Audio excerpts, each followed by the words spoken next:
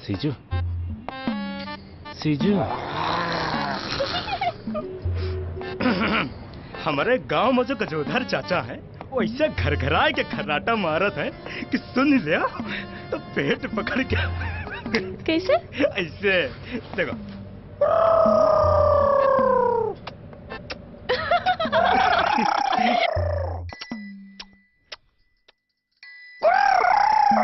गजोधर चाचा, गजोधर चाचा, हम कंचेतीलाल के बेटा हैं महेसर। अरे महेसर! अरे चाचा। तो भैया ये थी कंचेतीलाल के बेटे महेसर और गजोधर चाचा की कहानी जो कई साल बाद मिले।